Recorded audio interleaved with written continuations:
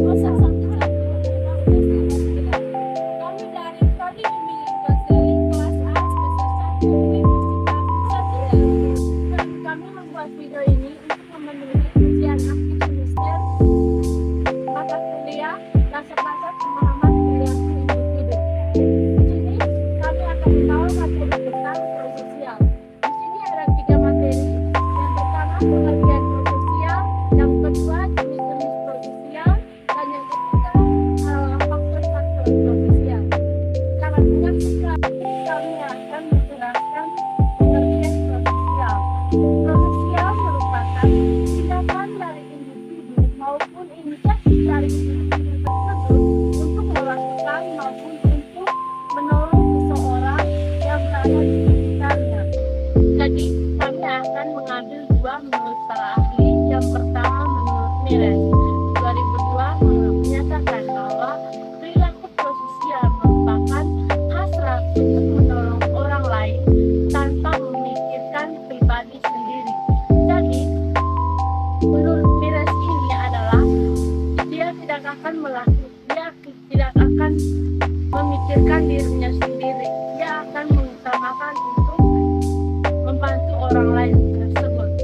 Sedangkan Afrikani mengatakan bahwa perilaku prososial merupakan perilaku yang mempunyai tingkat pengorbanan tertentu yang tujuannya memberikan keuntungan bagi orang lain baik secara fisik maupun psikologis, menciptakan perdamaian dan meningkatkan toleransi hidup di antara lingkungan tersebut.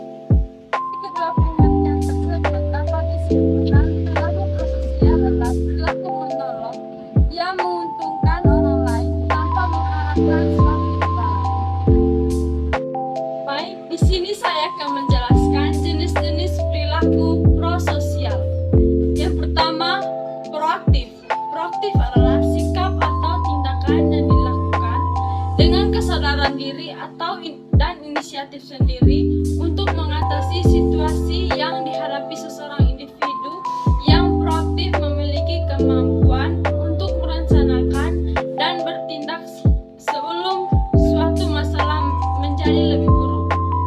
Dengan sikap proaktif, seorang dapat mengambil tindakan pencegahan atau mengambil langkah-langkah untuk mengatasi masalah muncul dengan cepat dan efektif.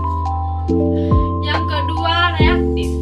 Reaktif adalah sikap atau tindakan yang dilakukan sebagai respon terhadap suatu masalah atau situasi yang telah terjadi.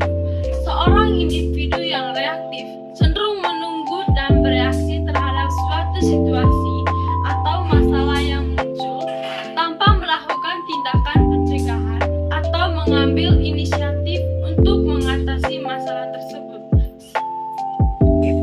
Dan yang ketiga, altruistik. Altruistik adalah sikap atau perilaku yang didasarkan pada keinginan untuk membantu orang lain tanpa mengharapkan imbalan atau keuntungan pribadi. Seorang individu yang altruistik cenderung peduli terhadap kesejahteraan orang lain dan merasa terpanggil untuk membantu mereka yang membutuhkan. Altruistik dapat diwujudkan dalam berbagai bentuk seperti memberikan sumbangan atau bantuan finansial, memberikan dukungan emosional atau moral, atau melakukan tindakan nyata yang dapat membantu orang lain.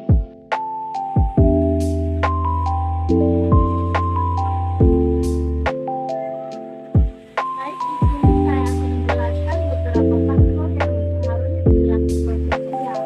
Yang pertama itu faktor karakteristik yang terdiri dari yang pertama itu kepedulian orang lain.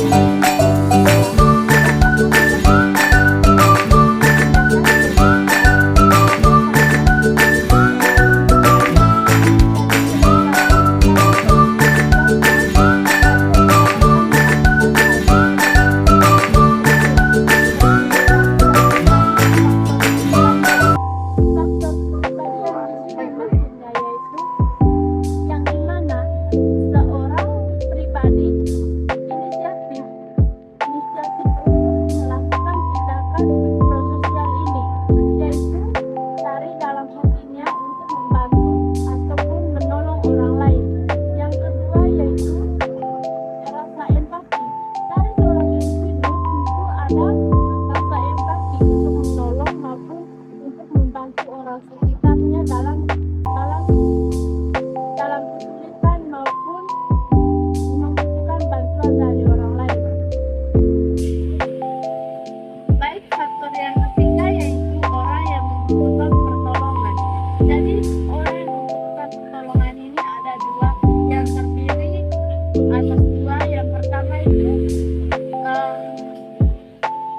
menolong orang yang disukai. Kadang seseorang individu menolong orang tersebut hanya karena ada rasa suka maupun memiliki perasaan antar individu per individu yang lain. Jadi dia akan melakukan tindakan sosial itu hanya karena ada perasaan dengan orang tersebut. Yang kedua itu menolong orang yang pantas ditolong. Lihat dari seorang individu itu merasa bahwa orang tersebut harus dibantu, membutuhkan pertolongan. Kami akan mengambil kesimpulan dari materi tentang perilaku prososial. Perilaku prososial ini yaitu melibatkan tindakan-tindakan yang bertujuan untuk membantu orang lain tanpa mengharapkan imbalan dari orang tersebut.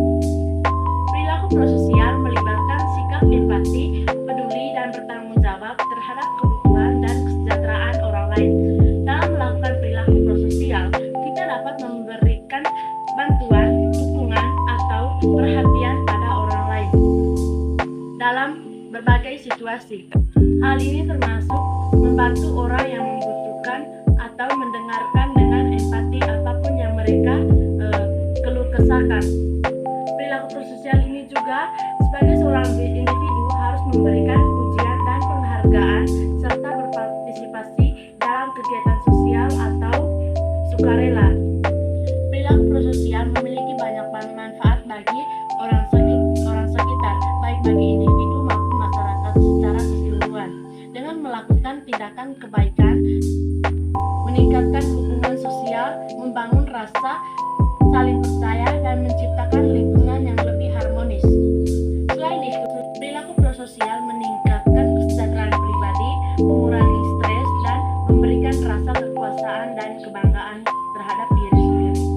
Dalam mengembangkan perilaku prososial, penting untuk memahami kebutuhan dan perspektif orang lain, menghargai perbedaan, dan menjadi contoh yang baik. Jadi dalam suatu lingkungan itu, kita harus tentu turut peka terhadap lingkungan sekitar. Siapapun orang yang membutuhkan pertolongan, maka kita sebagai pribadi yang sebagai manusiawi, kita harus saling menolong. Namun penting untuk diingat, perilaku prososial bukanlah sesuatu yang harus dilakukan hanya karena keuntungan pribadi. Perilaku prososial yang tulus dan ikhlas dilakukan untuk membantu orang lain dan memperbaiki kondisi sosial. Dalam melakukan perilaku prososial, penting untuk memiliki empati terhadap kebutuhan dan perasaan orang lain, serta mempertimbangkan dampak positif yang dapat dihasilkan. Jadi, mari kita terus mengembangkan perilaku prososial dalam kehidupan sehari-hari dan bersama-sama menciptakan dunia yang lebih baik bagi semua orang.